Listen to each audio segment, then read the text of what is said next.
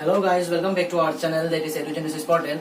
In this channel we discuss all the topics of biology of different classes, class 11, class 12, class 9, 10, all the important topics of both CBSE and in NEET level also. So my chapter that is now going on is biological classification, that is animal kingdom, and the many phylums we have already discussed. Today I am going to discuss the phylum Mollusca. If you want to know the other information of the other phylums, then you need to go to my description box, or you just need to click the I button here, and you will go to directly to that particular video. So let us start. That is phylum Mollusca. Okay. So the phylum Mollusca, there are 60,000 species of members. 60,000 species. Okay. I think it's not visible here. it ठीक तरह से दिख नहीं रहा होगा. मैं यहाँ पे लिख देता हूँ 60,000 species of mollusca are found, and it is the second largest phylum in the animal kingdom. The largest phylum in the animal kingdom is Arthropoda. Mollusca is the second largest phylum, which consists of 60,000 species. You can see here, this is the pink turtle, that is a pearl oyster. This is a paella, okay, and this is a snail. Snail, pink turtle, paella, all will fall under the what you can say, under the phylum that is a mollusca. And what is the main characteristic of mollusca is that they have a hard cover in their body. Okay, एक hard cover मिलता है वो लोग के body में, जो आपका calcium carbonate से बना होता है, और वो एक्सोस्केलेटन भी हम कहेंगे. हमारा बॉडी में भी एक स्केलेटन है कि नहीं, और वो है एंडोस्केलेटन, बॉडी के अंदर में है वो. ठीक है, तो वो है एंडोस्केलेटन. पर वो लोग का जो वो हार्ड कवर है, जो लोग का बॉडी को जो शेप देता है, वो आपका बाहर में, वो भी स्केलेटन का ही काम करता है, काफी हार्ड है, बॉडी को शेप देता है, तो वो हो गया exoskeleton made up of calcium carbonate. तो these are the examples of mollusca, and you see this is the morphological और the anatomical, both structures are given here of snail. Let us see. You see this is the mouth. Okay, ये हो गया आपका मुंह, और मुंह में एक स्पेशल ऑर्गन रहता है रेडुला, जिसके बारे में मैं थोड़ी देर बाद आपको अच्छी तरह से बता देता हूँ. This is the nerve endings. This is the visceral mass. ये एक बॉडी में कवर रहेगा. ठीक है, ये कवर रहेगा एक शेल जो कैल्शियम कार्बोनेट से बना है. ये हो गया आपका मस्कुलर फुट, मसल, ये मस्कुलर फुट हो गया. तो body is divided into head. This is the head, this is the muscular foot. ठीक है, ये मस्कुलर फुट है, ये हो गया हेड, और ये है एक विसरल हम, इसे हम कहेंगे विसरल हम. तो all the members, in most of the members of mollusca, their body is divided into head, muscular foot and the visceral hum. तो visceral hum के अंदर जो कवर है, हार्ड कवर, जो कैल्शियम कार्बोनेट से बना है, I have already told you. After that there is a soft spongy skin. Okay, इसके बाद एक यहाँ पे सॉफ्ट स्पॉन्जी स्किन रहता है, और उस स्किन का नाम है आपका मेंटल. सॉफ्ट एक स्किन रहता है जिसका नाम है मेंटल, MENTL, मेंटल. और उस मेंटल के अंदर आपको क्या मिल जाएगा? All the visceral organs. You can see the visceral organ. This is the mouth, this is the crop.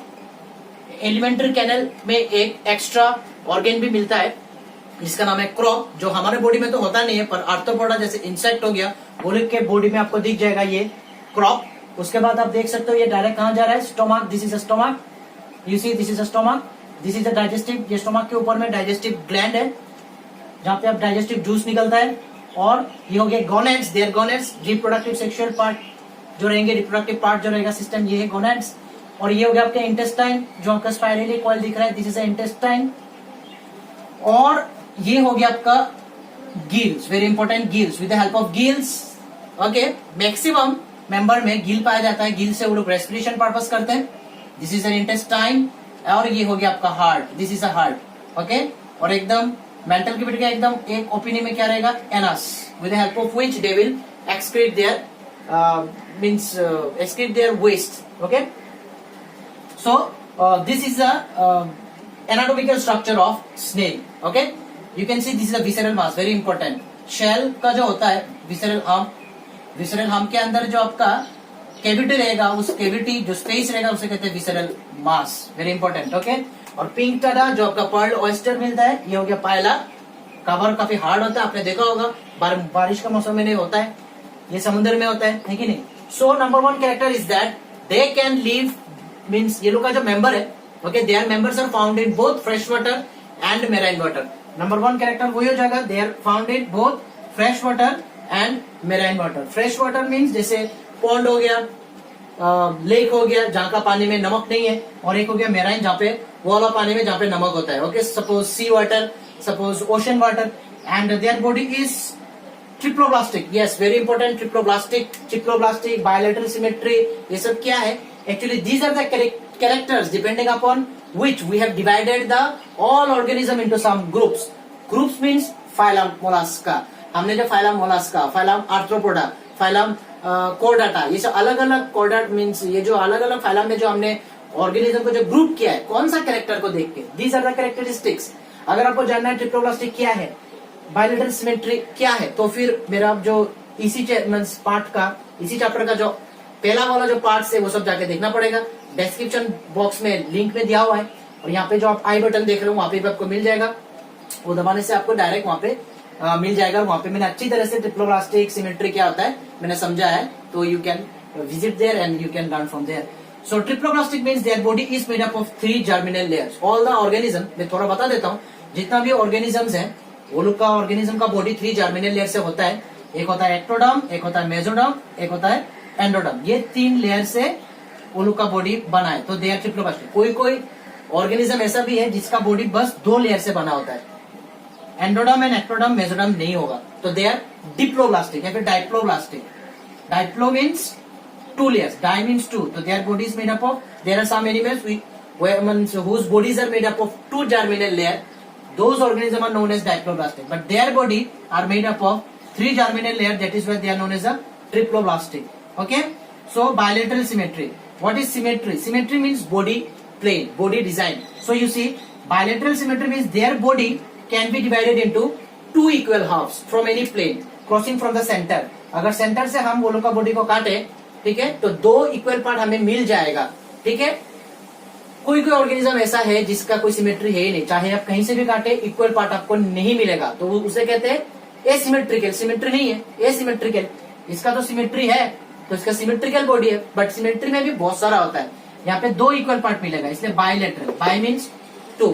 Now there are some organism where you will get their body can be divided into many equal parts, many equal part. तो वो हो गया radial symmetry. ये सब मैंने पिछले वाले parts में, पार्ट 1 में समझा दिया है, फिर भी जो जो नए हैं बता दे रहा हूँ. Radial symmetry. ओके, तो they are triploblastic, they have bilateral symmetry, they are found in marine as well as in fresh water. Their body is Schizocylic. That means their body cavity, coelom, is made up by the splitting of the mesoderm. Mesoderm जब embryonic time पे इसका जो coelom, जो body space होता है, coelom के बारे में भी मैंने पहले डिस्कस कर चुका हूँ पार्ट 1 में, वहां पर देख सकते हो. तो वहां पे आपको पता चल जाएगा बॉडी सीलोम क्या है. तो इसका सीलोम किससे बना होता है? मेसोडर्म से. ओके, तो next point you C,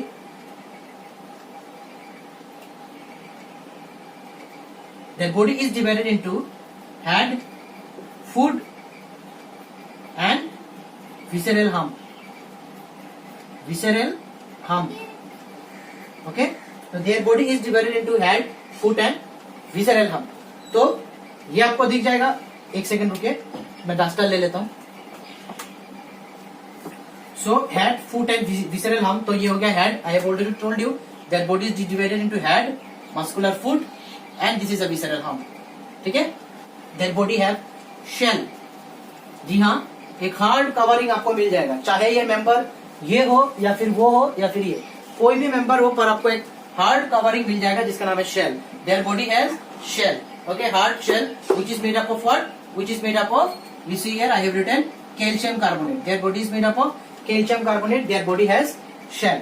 Okay, next point. So you see, they have open circulatory system. They have open circulatory system. तो देखिए, सर्कुलेटरी सिस्टम मीन्स जब बॉडी जो लिक्विड होगा, जो सर्कुलेशन करेगा, फूड को ले जाएगा, हार्मोन को ले जाएगा, तो वो लोग का क्या है? Open type. Open type means ये लोग का जो ब्लड जो है, suppose in case of us, our blood flows through small pipes. ठीक है ना, स्मॉल पाइप्स के सहारे जाता है, जैसे ब्लड वेजल हो गया, वेन्स हो गया, आर्टरीज हो गया. पर ये लोग का ऐसा सिस्टम नहीं है. तो वो लोग का है कि वो लोग का ब्लड कोई आर्टरी या फिर कोई small channels, pipes, vessels, veins इसके अंदर से नहीं जाता, डायरेक्ट टिश्यू में फ्लो करता है. तो they have open circulatory system. We have close circulatory system. Okay, ये सब मैंने डिस्कस किया है पार्ट 1 में. तो next point is there respiration, वो लोग रेस्पिरेशन कैसे करेंगे?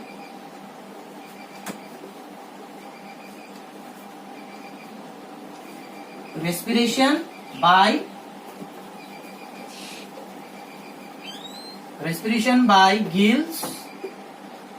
by gills, body surface. वो लोग जो रेस्पिरेशन करेंगे, ये लोग जो रेस्पिरेशन करेंगे किसके सहारे? With the help of gills और बॉडी सरफेस, और बोथ, जी हाँ, दोनों के सहारे रेस्पिरेशन कर सकते हैं. Okay, they can down their respiration with the help of the gills. You see the gills यहाँ पे मौजूद है. With the help of gills, body surface जैसे अर्थवर्म करता है, एंड और दोनों के सहारे वो लोग कर सकता है. और सैक भी मिलता है, किसी मेंबर में सैक बोल के एक ऑर्गन है जिसके सहारे वो लोग रेस्पिरेशन कर. ओके, तो next is excretion. So their excretion is done by Bojanus or Keber's organ, very important. They will do their excretion with the help of Bojanus, Bojanus, Bojanus and Keber's organ. वो लोग का जो means जो waste product होगा body से, ये anus आपको दिख रहा होगा, इस एनस से वो लोग निकाल देंगे, पर किसके सहारे? What is a organ? हमारे in case of us it is kidney, in case of them it is the Bojanus or the Keber's organ. Okay, so next point, their reproduction. You see here, reproduction is sexual. Reproduction बहुत तरह का होता है, asexual होता है, sexual होता है. Their kind of reproduction is sexual. Okay, so next, their development. Okay, so development is indirect. Most of the member, जितना भी मेंबर्स है आपका मोलस्का का, वहां पे आपको डेवलपमेंट जो इनडायरेक्ट दिखेगा. इनडायरेक्ट, डायरेक्ट डेवलपमेंट क्या है, फिर से बोलना चाहूंगा कि ये सब मैंने पार्ट 1 में समझा चुका हूं. ठीक है, वहां पे जाके आप देख सकते हो. तो डेवलपमेंट इज इनडायरेक्ट मीन्स जैसे पेरेंट्स जो बेबीज देंगे, बेबीज डायरेक्टली जब बर्थ करेगा वो आपका पेरेंट्स के जैसा देखने में नहीं होता है. they look means dissimilar, they look different from their parents. Okay, but after some time they will develop themselves and they will become adult. So this is development is not direct में क्या होता है? Direct जो baby born होता है वो जैसे हमारे केस में जब बेबी बोर्न होता है डायरेक्ट हमारी तरह होता है देखने में, है कि नहीं? पर ये लोग का जब बेबी बोर्न होता है वो लोग की तरह देखने में नहीं होता. एग्जाम्पल मैं देता हूँ, चलिए, जो लार्वल स्टेज होता है कि नहीं, जैसे मोलस्का में भी उसका बेबी लार्वा स्टेज में रहता है. फ्रॉग का जो बेबी टेडपोल होता है, टेडपोल तो फ्रॉग की तरह नहीं है देखने में, बाद में टेडपोल खुद को बदल के क्या बन जाता है? फ्रॉग बन जाता है.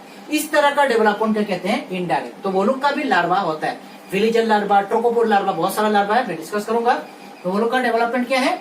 Indirect. Okay, next, how they will take their food. There is a rasping organ, they have a tongue like organ which is known as a rasping organ. Radula, one important organ, ये एक characteristic एक organ है जो आपको इसमें ही मिलेगा. Radula, ये देखिए रेडुला कहाँ पे होता है, मैंने यहाँ पे दिखाया है. माउथ के ये जो ऑर्गन है ये हो गया आपका रेडुला. तो ये रेडुला, ये ऑर्गन आपका मुंह के बाहर भी जा सकता है, अंदर भी जा सकता है. ठीक है ना? वो लोग protrude means back and forth direction में मूव कर सकते हैं रेडुला. तो दे हैव ए रेडुला. ये मैं ठीक से आपको दिखाई दे रहा है या नहीं, मैं कैपिटल लेटर में यहाँ पे लिख देता हूँ. Radula, RADULA, radula, very important organ with the help of which they will take food inside their body. Okay, so next, their what you can say, their sense organs. So they have their sense organs are eyes, stetocyst. Okay, आई है, statocyst है. Statocyst क्या होता है?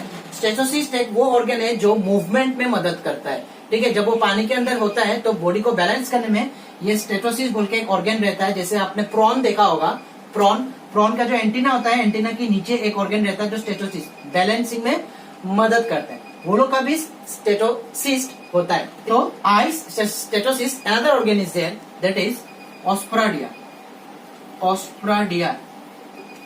और ये जो osphradia है, this osphradia is a type of what you can say osphradia is a type of chemoreceptor, ठीक है, केमोरिसेप्टर, केमोरिसेप्टर। और ये ऑस्प्राडिया क्या है, जब वो लोग पानी में होते हैं, पानी का एनवायरमेंट क्या है, पानी का जो जिस तरह का पानी में वो लोग रहना पसंद करते हैं वो पानी उस प्रकार का है या नहीं, तो ये जो ऑर्गेन है वो लोग का बॉडी में ऑस्प्राडिया, OSPHRADIA, ये ऑस्प्राडिया एक केमो रिसेप्टर की तरह काम करता है। जब पानी में वो लोग रहते हैं तब ये रिसेप्टर वो लोग को मदद करता है। ओके, और एक बात जो मैं आपको बताना चाहूंगा, मैंने रेस्पिरेशन के बारे में बोल दिया, they will perform their respiration with the help of gills, with the help of sac, है कि नहीं, and they will also form their means do their respiration through gills, through sac and general body surface. But another thing you need to remember, in case of us, our respiratory pigment is hemoglobin, जो oxygen को carry करता है, जो blood में रहता है, वो लोग का रेस्पिरेटरी पिगमेंट क्या है, हीमोसियानिन, हीमोसियानिन, their respiratory pigment is hemocyaniन, okay, the respiratory pigment is hemocyanin, very very important. So guys, these are the general features or general characteristics of the phylum, that is mollusca. Okay, if you have understood all these characteristics of mollusca, तो हम अभी जाना पड़ेगा classification of Mollusca, उसे समझना पड़ेगा। Board level में यहाँ तक जो जो लिखा है ये सब कैरेक्टर्स इतना लिख देंगे तो फिर काफी है, पर हाँ नीट लेवल में इसको यहाँ पे जो जो मैंने बोला है ये सब एक एक जो स्ट्रक्चर का फंक्शन क्या है उसके बारे में पूछता है, और क्लासिफिकेशन जो है वो नीट लेवल में जरूर पूछता है। तो आइए हम क्लासिफिकेशन जो है इसका वो जान लेते हैं। Okay, classification of the mollusca, these are the classes you see. Okay, monoplacophora, aplacophora, polyplacophora, gastropoda, pelecypoda and cephalopoda, scaphopoda. तो these are the many classes of phylum mollusca. Okay, so ये सब क्लासेस होंगे आपका phylum Mollusca को, इन सब भागों में हम भाग कर सकते हैं, ठीक है, 7 है यहाँ पर, और 1 2 3 4 5 6 7 एंड यू कैन सी कुछ कुछ कैरेक्टर्स है, और मेनली जो डिपेंड कर मतलब ये सब कैरेक्टर में क्या क्या कैरेक्टरिस्टिक्स है जो हमें जानना है, जो एग्जाम में आते हैं, जिसके बारे में पूछते हैं। नंबर 1 याद रखिए, कैरेक्टर में बता देता हूँ, marine. Okay, all are marine, सब मेराइन है, ये भी marine, marine, this is also marine, all are marine except, you can say, except this will be marine as well as fresh water. These are present in marine as well as in fresh water. Okay, this is marine, this is also marine, but they are also found in fresh water. Okay, and this is cephalopoda, and cephalopoda obviously it will be a marine. Okay, Scaphoda also marine. Next character that we need to know, it's about their symmetry. Okay, so all are bilateral symmetry except one, which are, so it is also bilateral symmetry. You can see here, they will also show bilateral symmetry. They will also show bilateral symmetry. Okay, Gastropoda will be symmetry will be shown, and their symmetry will, their body will be spirally coiled. Okay, so they will show symmetry. Symmetry will be shown. Symmetry will occur only in larval stage, but when they will become adult, that symmetry, body symmetry will be negligible. So here you can see, मैंने क्या किया कि यहाँ पे थोड़ा मैंने छोटा बना दिया, टेबल बना दिया ताकि अच्छे से आपको यहाँ पे आपको दिख जाए। तो हमने सिमेट्री ऑलरेडी डिस्कस किया था।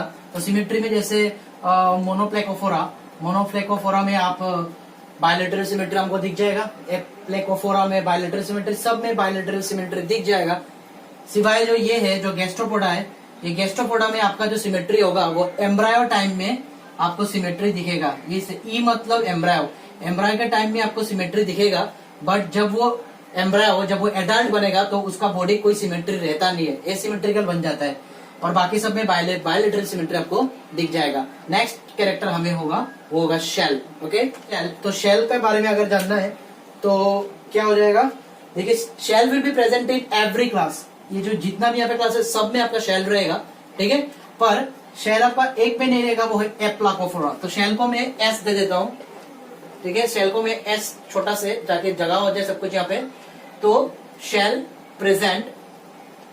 प्रेजेंट सब में प्रेजेंट होगा, पर आई एम सॉरी एप्लाकोफ्लोरा में जो शेल है वो एब्सेंट होगा, तो एस ए। आपको समझ में आ रहा होगा, मैंने यहाँ पे शॉर्ट फॉर्म में लिख दिया शेल एस, तो शेल एब्सेंट इन एप्लाकोफ्लोरा, बाकी सब में शेल मौजूद होगा। Shell present, shell present, shell present, shell present, okay. But in Gastropoda उसका जो शेल जो होगा, जैसे गैस्ट्रोपोडा का एग्जांपल हो गया पायला। पायला कैसे होता है, ऐसे होता है कि नहीं, पायला विल लुक लाइक दिस, और वो लोग का शेल जो है it will be spirally coiled, okay. तो this is the characteristics of shell. So our next character will be the radula, okay. Radula means the rasping organ, जो मुंह के अंदर रहता है, खाना को अंदर लेने में मदद करता है। तो रेडुला जो है वो रेडुला आपका कहां पे रहेगा, यहाँ पे मैं लिख देता हूँ रेडुला। रेडुला को मैंने आर लिख दिया शॉर्ट फॉर्म में। तो रेडुला सब में मौजूद है सिवाय एक जो है आपका पेलिसोपोडिया। यहाँ पे जो है पेलिसाइफोडिया, यहाँ पे आपका रेडुला नहीं रहेगा, रेडुला एब्सेंट, बाकी सब में radula present, okay okay. That is a very important character, that is a larva. यहाँ पे बहुत ये सब बहुत बार एग्जामिनेशन पूछ चुका है आपका कि लार्वा कौन सा क्लास का, ये वाला लार्वा किसमें गिरता है, ये वाला लार्वा किसका है।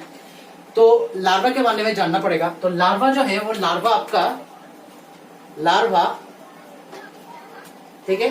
तो लार्वा मोनोप्लेकोफोरा, एप्लेकोफोरा, मोनोप्लेकोफोरा में लार्वा है trochophore larva, TROCHO, trochophore larva T. तो यहाँ पे भी ट्रोकोफोर लार्वा, ट्रोको लिख देता हूं मैं, शॉर्ट फॉर्म में हो जाएगा, है कि नहीं। ट्रोको, इसमें भी ट्रोकोफोर लार्वा, इसमें भी ट्रोकोफोर लार्वा। बस याद रखना है कि आपका जो पेलिसाइफोडिया है, पेलिसाइफोडिया में जो लार्वा होता है वो होता है ग्लोचिडियम, ठीक है। 1 सेकेंड, ग्लोचिडियम, GLOCIDIUM, ग्लोचिडियम और वेलिजर, ग्लोचिडियम और वेलिजर। तो पेलिसाइफोडा जो है वहां पे आपका रेडुला एब्सेंट रहता है और लार्वा का नाम ग्लोचिडियम एंड वेलिजर हो जाता है। बाकी सब में जो लार्वा आपको मिलेगा वो सब में आपका ट्रोकोपोर मिलेगा, ठीक है, ट्रोकोपोर मिल जाएगा। इसमें भी आपका ट्रोकोपोर और इसमें भी आपका ट्रोकोपोर। बस आपको याद रखना है पेलिसाइफोडिया में वेलिजर और ग्लोचिडियम लार्वा मिलता है, okay. Next character will be our example. तो एग्जाम्पल में जो एग्जाम्पल होगा तो आपका मोनोप्लेकोफोरा का एग्जाम्पल हो जाएगा आपका नियोप्लिना, नियोप्लिना, NEOPLINA, नियोप्लिना, ओके।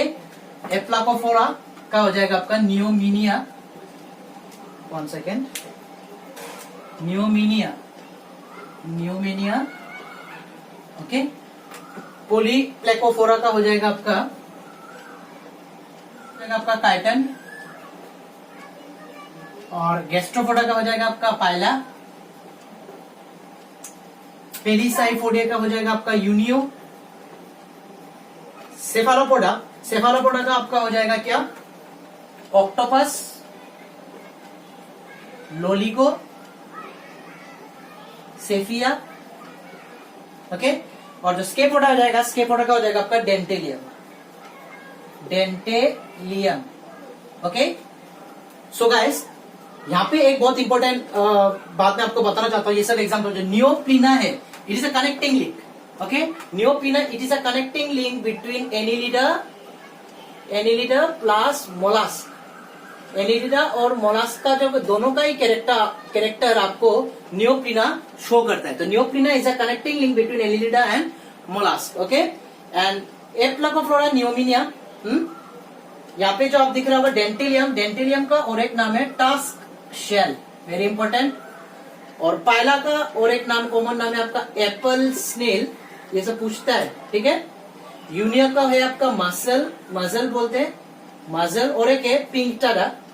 यूनियो का और एक एग्जांपल है आपका पिंक टाडा, या फिर पिंक टाडा है आपका pearl oyster, pearl oyster, very very important. ये सब जो मैं बोल रहा हूँ बहुत इंपॉर्टेंट है, और ये सबको जानना या फिर आपको जानना बहुत जरूरी है। ये सब आप जान लीजिएगा, याद करने की कोशिश कीजिएगा। तो these are the characteristic of the classification of mollusca, this are the characteristics of this classes. So इसको याद रखना बहुत जरूरी है क्योंकि बहुत बार ऐसा सवाल आता है। तो गाइस मैं आशा करता हूँ कि ये आज का वीडियो आपको ये सब समझ में आ गया होगा। आप लोग इसका एक स्क्रीनशॉट ले सकते हैं, स्क्रीनशॉट मार के रख दीजिएगा, ठीक है। तो अगर इसमें कोई डाउट है तो कमेंट बॉक्स में मुझे बताइए, और ये वीडियो आपको कैसा लगा जरूर मुझे बताइए। अगर अच्छा लगा तो लाइक, शेयर एंड सब्सक्राइब कर दीजिए, ठीक है। और मेरा और एक चैनल है जिसका नाम है एडू शॉपर, जहाँ पे मैं जनरल अवेयरनेस के बातें बताता हूँ, उसको भी जाकर एक बार शेयर कर दीजिएगा और सब्सक्राइब भी कर दीजिएगा। देखिए सब्सक्राइब करना बहुत जरूरी है, आप लोग सब्सक्राइब जरूर कर दीजिएगा। Thank you very much.